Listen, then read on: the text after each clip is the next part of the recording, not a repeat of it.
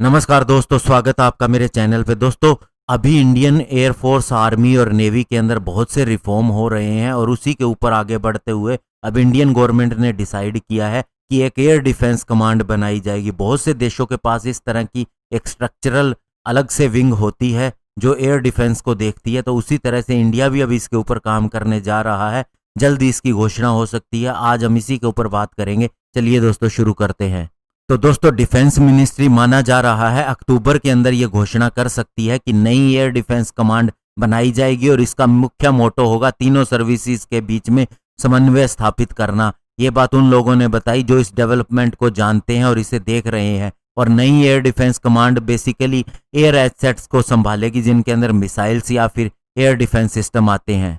और दोस्तों, इसी साल एक हाई लेवल कमेटी भी बनाई गई थी जो इसकी व्याख्या कर सके और इसकी आउटलाइन स्थापित कर सके और साथ ही ये इंश्योर कर सके कि तीनों सर्विसेज के बीच में जॉइंटली काम करना।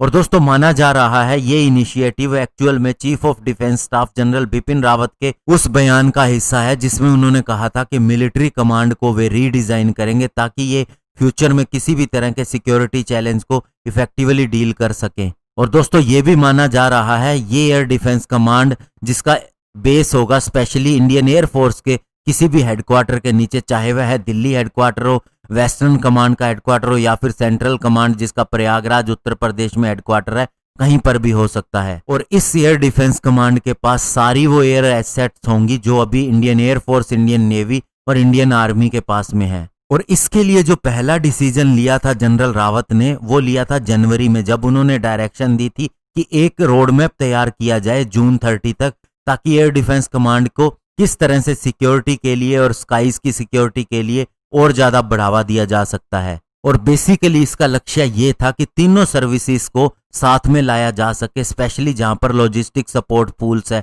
यानी कि वो स्टेशन है जहां पर एक से ज्यादा सर्विसेज काम करती है, तो उन्हें एक ही फ्रंट पे लाया जा सके। और पिछले कुछ महीनों के अंदर जनरल रावत ने स्पेशली इंडियन एयरफोर्स के साथ बहुत सी मीटिंग की है ताकि एयर डिफेंस कमांड को शेप दिया जा सके। और इससे पहले भी दोस्तों, पहले जो हमारे चीफ ऑफ डिफेंस स्टाफ बनाए गए थे वो जनरल रावत ही हैं और ये जनवरी 1 को हुआ था। और उसके बाद से माना जा रहा है कि बहुत से रिफॉर्म्स होंगे हमारी फोर्सेस के अंदर। और इसके लिए एक नया डिपार्टमेंट भी बनाया गया है, मिलिट्री अफेयर्स, इसे डीएमए भी कहते हैं। ये जनरल रावत के अंडर में काम करता है और इसका मेन लक्ष्य है सारे फ्यूचर के जितने भी प्रोजेक्ट हैं उनको देखना और इसके अलावा जितनी भी एग्जिस्टिंग कमांड है उनको रीडिजाइन करना। और इसके अलावा डीएमए एक और प्रोपोजल के ऊपर काम कर रहा है, वो है पेनिसुएला कमांड। ये बेसिकली दोस्तों बनाई जाएगी इंडियन नेवी की ईस्टर्न और वेस्टर्न कमांड को मर्ज करके। और इस प्लान के हिसाब से जो ट्राई सर्विसेज कमांड है वो नेवल कमांडर के अंडर में सारी एयर एसेट्स को देखेगी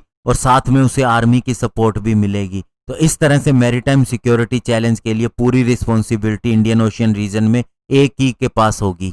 और दोस्तों, अब मैं आपको बताना चाहूंगा कि इस चीज का बेनिफिट क्या है। दोस्तों, आपको पता होगा बालाकोट एयर स्ट्राइक के बाद जब पाकिस्तान ने रिटेलिएट किया था तो हमारे बीच में, चाहे वो गैप हो या कुछ भी कारण आप बता सकते हैं, कि हमारे ही एयर डिफेंस सिस्टम ने एक हेलीकॉप्टर को उड़ा दिया जो हमारा ही था। ऐसी बहुत सी चीजें हैं जिन्हें दूर करने की जरूरत है और उसी के लिए ये रिफॉर्म लाए जा रहे हैं। और बहुत से सालों से दोस्तों ये पेंडिंग थे। हर मिलिट्री, हर देश की सेनाएं इस तरह के काम करती हैं, लेकिन हमारे यहाँ पर ये नहीं हो रहा था, जो अब होना शुरू हो गया है। इससे पहले तो हम एक्शन भी नहीं लेते थे जब कोई टेररिस्ट अटैक हो जाता था। मुंबई इसका उदाहरण है, लेकिन अभी हमने बहुत कुछ करके दिखाया है।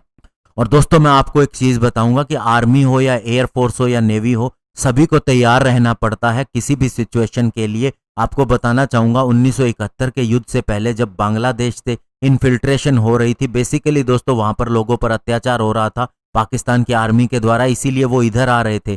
तो उस समय इंदिरा गांधी जी ने हमारे उस समय के आर्मी जनरल मानेक शाह को कहा कि आप युद्ध की तैयारी कीजिए। इवन उन्होंने तैयारी भी नहीं कहा युद्ध के लिए तैयार रहिए और हमें इस तरह से एक्शन लेना होगा। तब उन्होंने कहा कि हमारी न तो कोई प्रेपरेशन है, ना ही हमारे पास कोई अच्छे वेपन सिस्टम है, वो आपने हमें दिए नहीं और आप कह रहे हैं युद्ध के लिए कम से कम मुझे 8 महीने 1 साल चाहिए।